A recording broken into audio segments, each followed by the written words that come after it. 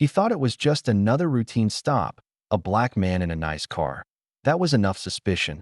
But when the officer demanded ID, what he got instead was an FBI badge, and his whole attitude instantly changed. Before diving into the story, comment where you're watching from and don't forget to subscribe so you won't miss the latest stories. Step out of the vehicle. Now, those were the first words Marcus heard that morning as he eased his car to the side of a quiet suburban street. No speeding, no broken taillights, no traffic violations. Just the sound of tires on asphalt and a peaceful silence shattered by flashing red and blue lights in his rearview mirror that he blinked, confused that it was just another routine morning. His gym session had ended, and he was heading home to shower before work. Dressed in a gray hoodie, sweat still fresh on his brow, Marcus reached for his water bottle, trying to process the sudden stop. Then came the officers, two white cops stepping out of the cruiser. Their posture was tense, hands near their holsters. No smiles, no small talk, license and registration. The taller one said sharply, walking up to Marcus's driver's side window, "No greeting." No explanation. Marcus kept both hands clearly visible on the steering wheel. He'd been raised to know what could happen if he didn't. "Of course, officer," he said calmly, though his heart was picking up pace. "May I ask why I was pulled over?" That question, one that any citizen should be able to ask, seemed to light a fire under them. "You fit the description," the other officer grunted vaguely, eyes scanning Marcus like a suspect already convicted. "Just do what you're told." Marcus exhaled slowly. He'd heard those words before, too many times that he fit the description. But of what? Of whom? He didn't ask again. He just reached, slowly, carefully, for his wallet and registration. He handed them over without sudden movement, eyes forward, voice level. "Where are you coming from?" the first officer demanded. "Jim," Marcus replied. "Where are you headed?" "Home." "Where exactly is home?" the officer pressed. "North Maple Avenue. Just 2 miles from here," Marcus replied, a little firmer now. The officers didn't seem satisfied. One walked back to the cruiser to run his documents. The other remained, eyes fixed on Marcus like he was trying to read his mind. Marcus took a deep breath, his hands still on the wheel. This wasn't new, but it was exhausting. Every encounter chipped away at a man's peace of mind. Guilty until proven innocent, just because of the color of his skin. Then the officer at the cruiser stiffened. His partner noticed. "What is it?" he asked, walking back toward him. The two exchanged quiet words. The computer screen in the cruiser showed something that made both of them uneasy. Marcus watched them in the mirror. His documents were clean. No warrants. No violations. So what was it? The first officer returned, suddenly more cautious. "Sir, can you step out of the vehicle, please?" This time the tone was different, still serious. But now, there was a hint of uncertainty. Marcus stepped out, standing tall. His posture was calm, but his eyes were sharp. He said nothing. The second officer cleared his throat. "You, work for the federal government?" "Yes," Marcus said plainly. "I'm a field agent. FBI." The words landed like a bomb. The officer's expressions shifted from authority to shock. "Can we see your credentials?" one asked, now noticeably more polite. Marcus reached into his back pocket and produced his badge. Silence. Then, "We didn't realize," Marcus cut him off. "No, you didn't. And that's the problem." The air was thick with tension, but this time, it was the officers who looked unsure of what to say. "You stopped me with no cause. Gave me no reason. Reached for your weapons before a word was exchanged. That's not protocol. That's profiling," Marcus said, his voice calm but firm. The officers fumbled for words. "Apologies. Excuses. We thought someone called in about a car like yours." "And what exactly was the description?" Marcus asked. "Black man in a gray hoodie driving home after the gym?" They had no answer. "Do better," he said, locking eyes with both of them. "Because next time, it might not be an FBI agent. It might be a teenager. Or someone's father. And that next time could end very differently." He didn't raise his voice. He didn't need to. With that, he got back in his car and pulled off slowly, leaving two stunned officers in his rearview mirror. In a world where silence can be deadly, Marcus chose to speak with truth, dignity, and authority, because sometimes the badge you flash isn't just metal. It's a mirror, and what it reflects might just change everything. The officers circled Marcus's car like sharks, slow, deliberate, and hungry for anything that could justify their stop. First, it was the usual questions. Is this your car? Yes, registered in my name. Do you live around here? Yes. North Maple. 2 miles up. Where are you headed? Home. After the gym. They weren't really listening to the answers. They were digging, prodding, fishing for anything they could twist into suspicion. To them, a black man in a nice car in a quiet neighborhood didn't belong. And that was enough. Marcus stayed composed. His posture relaxed. Hands always in plain sight. One on the steering wheel, the other resting on his thigh. He'd been trained for moments like this, ironically. In Quantico, they drilled scenarios like these. But living through them, again and again, was a different matter. Then one officer, the younger one with a buzz-cut and nervous eyes, leaned closer to the passenger window. His gaze locked on something. A black briefcase, tightly shut, sitting on the seat beside Marcus, untouched. What's in the case? He asked sharply. Marcus glanced over. Work documents. Mind opening it? I do, actually, Marcus replied, tone cool but firm. It's classified. And just like that, the atmosphere shifted. The buzz-cut officer stepped back, placing a hand on his belt. His partner stiffened. A subtle signal passed between them like a current. To them, the word classified meant one thing: danger. Marcus saw it in their eyes. What had started as a fishing expedition was now turning into something more aggressive, more personal. The air grew thick with suspicion. Step out of the vehicle, the taller officer barked. Why? Marcus asked, still calm. You're being uncooperative. I've answered every question, Marcus said evenly. There's no probable cause for a search. The radio on the officer's shoulder crackled. He lifted it quickly, speaking in clipped tones. Possible 10 to 29, requesting backup. Suspect has unknown case, refuses to open. May be armed. Marcus blinked. Suspect? May be armed. That was all it took for the narrative to twist, from innocent to enemy, from citizen to threat. You're making this harder than it needs to. B. The taller cop growled, his hand inching closer to his firearm. And that's when Marcus had enough. He looked the officer straight in the eye, his voice low but deliberate. You're making a mistake. There was a pause, not silence. The kind of stillness that hums with tension, like the moment before a storm breaks. Marcus slowly opened his jacket and reached inside. Both officers tensed. But instead of a weapon, Marcus pulled out a leather badge holder. He flipped it open.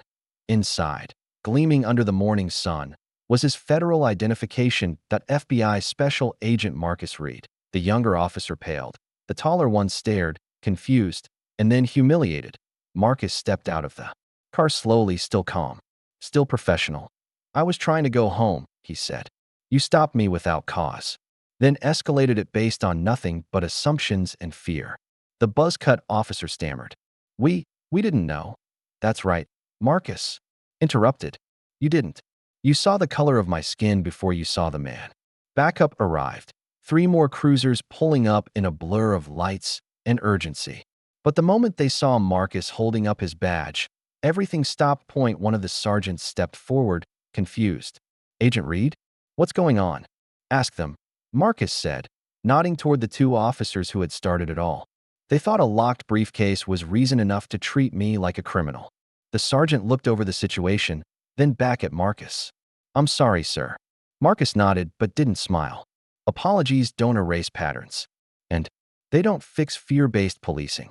He looked at the original 2 officers one more time. I could report this, he said quietly. And maybe I will. But right now, I'd rather go home. Without another word, Marcus got into his car and pulled away, briefcase still sealed, dignity intact. That day, the officers learned an uncomfortable truth. Sometimes the man you're profiling isn't just innocent. He's the one trained to hold you accountable. Just as tensions peaked and backup officers arrived, the unexpected happened. A sharp, commanding voice cut through the morning air, not from one of the officers, but from Marcus's phone, still resting on the dashboard. Agent Marcus, are you en route to the briefing? We need your presence ASAP.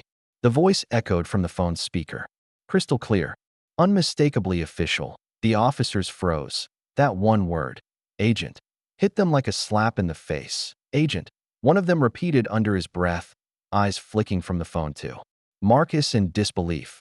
The backup officers, now standing nearby, glanced at each other. Confused, curious, Marcus said nothing for a moment. His jaw was clenched, not from fear, but from sheer restraint. His patience had worn razor-thinned in one calm, deliberate motion. He stepped forward, reached into his back pocket, and pulled out a slim black wallet. He flipped it open. There, gleaming under the sunlight, was a gold badge and a federal ID card. Federal Bureau of Investigation. Special Agent Marcus King. The reaction was immediate. One of the original officers turned ghost pale. His mouth opened, but no words came out. The taller one who had barked orders and radioed in backup stiffened, struggling to find solid ground. I'm Special Agent Marcus King, he said flatly. I've been with the Bureau for 12 years. That locked briefcase you were so eager to open. He pointed at the passenger seat. It contains classified documents for an ongoing counterterrorism operation. And thanks to this unnecessary stop, I'm now late for a national security briefing. Silence. Absolute silence. The kind of silence that doesn't come from peace, but from shame. One of the younger officers from the backup unit slowly lowered his hand from his belt.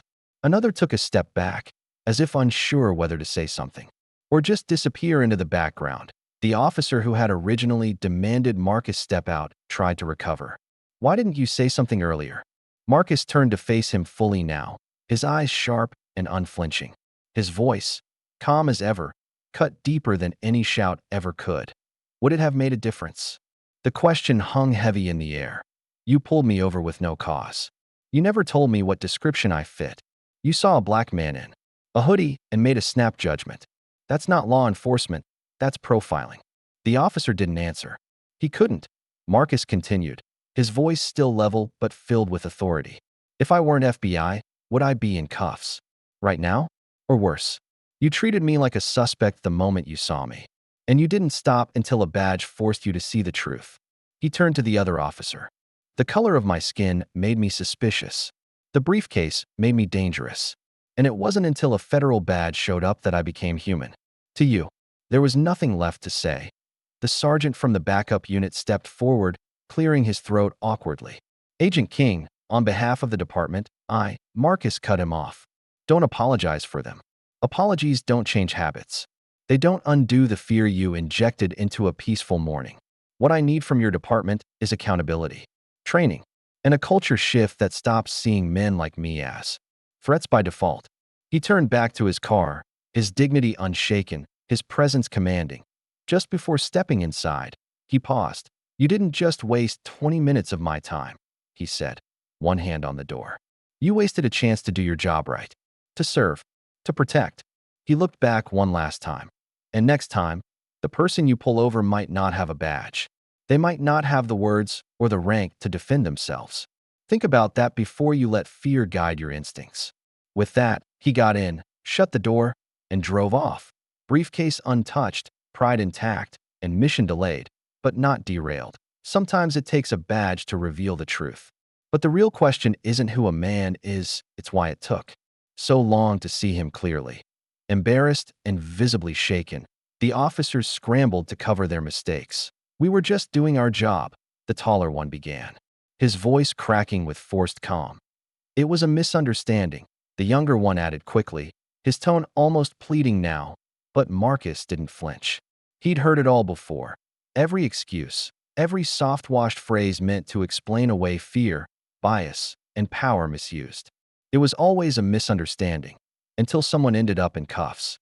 Or worse, he reached into his inner jacket pocket, this time not for a badge, but a business card. He handed it to the younger officer without ceremony. FBI Special Agent Marcus King, Counterterrorism Division, Los Angeles Field Office. If your department wants to follow up, he said calmly, they can contact my office. The officers remained silent, still reeling from the revelation of who Marcus was, and the reality of what they had almost turned into a dangerous escalation. Marcus took a long breath and fixed his gaze on both of them. In the meantime, he added, voice like steel beneath velvet, I suggest you both reconsider your definition of probable cause. With that, he walked back to his car. Anger in his steps. No urgency, just clarity, authority, and a lifetime of experience wrapped into one defining moment. As he drove away, the patrol officers stood on the sidewalk like statues, humiliated, exposed, and suddenly forced to confront the power of their assumptions. But that wasn't where the story ended. A few days later, it was a Thursday afternoon when Marcus's assistant buzzed his office. "There's someone here to see you. He says he's Officer Daniels from the LAPD." Marcus paused. "Send him in." The door opened, and in stepped the younger officer. From the stop, now without the uniform, dressed in plain clothes. He looked different, not in appearance, but in posture. Nervous, humbled, unarmed in more ways than one. Marcus gestured to the chair across from his desk. "Have a seat." Officer Daniels sat down, fidgeting with the edges of his shirt sleeves. He looked up, met Marcus's eyes, and spoke without hesitation. "I just wanted to say, I'm sorry," he began. "That traffic stop, it wasn't about your driving. It was about how you looked. I know that now. I didn't see you clearly until your badge came out, and that's on me." Marcus didn't respond right away. He studied Daniels. The apology wasn't rehearsed. It was raw, human, not a performance, but a reflection. "I'm not proud of it," Daniels continued, "but I've been thinking about it every day since. I can't stop replaying it in my head. The way we assumed, the way we handled it. I've read the reports, sat through the training, but it never hit me like that until I stood in front of you." Still, Marcus said nothing. Daniels leaned forward. "I came here because I want to do better. Not just say it, but actually be better. I don't expect you to forgive me. I just want to start learning how to change." Marcus nodded slowly. "Good," he said, "because awareness is nothing without action." Daniels listened. "Apologies are easy," Marcus continued. "What comes next is harder. It means questioning your habits, challenging the culture you've been part of, and holding your own team accountable, even when it's uncomfortable." Daniels nodded. "I'm ready for that." Marcus finally gave the smallest of smiles. Not warm, but real. "That's the first step." He stood and extended his hand. Daniels shook it. Firmly, respectfully. No tension. Just two men on opposite ends of a truth that needed to be faced. Later, as Daniels left the FBI office, he felt lighter, but not because his guilt had vanished. It was because he had finally acknowledged it. And from that moment on, every stop he made, every decision in the field, would carry the weight of that morning on the side of the road, when he learned that the badge didn't make the man sing. The man behind the badge did. In a world so quick to judge, change begins with one honest look in the mirror, and sometimes growth starts not with a punishment, but with a conversation. After the incident, Marcus didn't go to the press. He didn't upload a video. He didn't demand headlines or disciplinary hearings. He went back to work, like he always did. He wore the same suit, carried the same briefcase, attended the same meetings. He didn't need the world to know what had happened that morning, because he knew. And that was enough. Marcus never filed a complaint. Not because the officers didn't deserve accountability, but because he saw something more important than punishment: opportunity. Instead of retaliation, Marcus chose education. And from that choice came something bigger than a single moment. On a street corner, he called it Behind the Badge, a national training initiative launched by the FBI, but inspired by one man's restraint, integrity, and experience. Its mission was simple, yet powerful: to train law enforcement officers on unconscious bias, cultural competency, and community accountability. But it wasn't just another policy update. Marcus made sure of that. He traveled to police academies across the country, from big cities to rural towns. He stood in front of wide-eyed cadets and seasoned officers alike, sharing not just statistics or theory, but his story. He told them about the hoodie, the water bottle, the flashing lights, the briefcase, the fear, the silence. He told them about what it's like to be stopped not for what you've done, but for who you are. And yet, every time, he ended with the same calm, powerful words: "The badge should never blind you to the truth. And the truth is, respect must go both ways."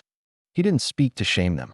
He spoke to reach them. Because Marcus understood something too many forget: that real change doesn't come from making people feel small. It comes from making them see. And they did. In the months that followed, Behind the Badge spread across departments. More officers signed up. More cities asked for Marcus to visit. More cadets graduated having heard from someone who lived what textbooks could never teach. Marcus didn't do it for recognition. He didn't care about viral views or awards. But something unexpected happened. Someone recorded one of his speeches, a raw, unedited video of him standing before a class of recruits. His tone was quiet, his story direct, his badge hanging from his neck like a reminder that power can be used differently. The video caught fire, not because it was dramatic, but because it was real. That it wasn't about the injustice of a single traffic stop. It was about the courage to respond with purpose.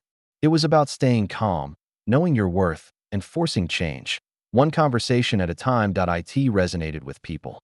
Civilians, officers, teens, parents, chiefs. The clip was shared millions of times across social media, news stations, and forums. It became more than a moment. It became a movement. Years later, a new cadet at a major police department steps into her first training session. She's nervous, unsure of what to expect. On the screen in front of her is a man in a gray suit. He's not yelling, not lecturing. He's telling a story about a morning that started like any other, a stop that could have gone terribly wrong, and a choice that changed lives. She listens closely, and when he finishes, she writes down his final words in her notebook. The badge should never blind you to the truth. And the truth is, respect must go both ways. She underlines it twice, because that sentence isn't just a quote, that it's a guide. Marcus King never asked to be a symbol, but by choosing integrity over outrage, teaching instead of retaliating, and leading instead of lashing out, he became one anyway. He didn't just wear the badge, he redefined it. And in doing so, reminded the world of a simple, powerful truth. Sometimes the strongest voice in the room is the one that chooses to teach instead of shout. Thanks for watching. If this story moved you, drop a like, share it with someone who needs to hear it, and don't forget to subscribe for more powerful stories that open eyes and inspire change. See you in the next one.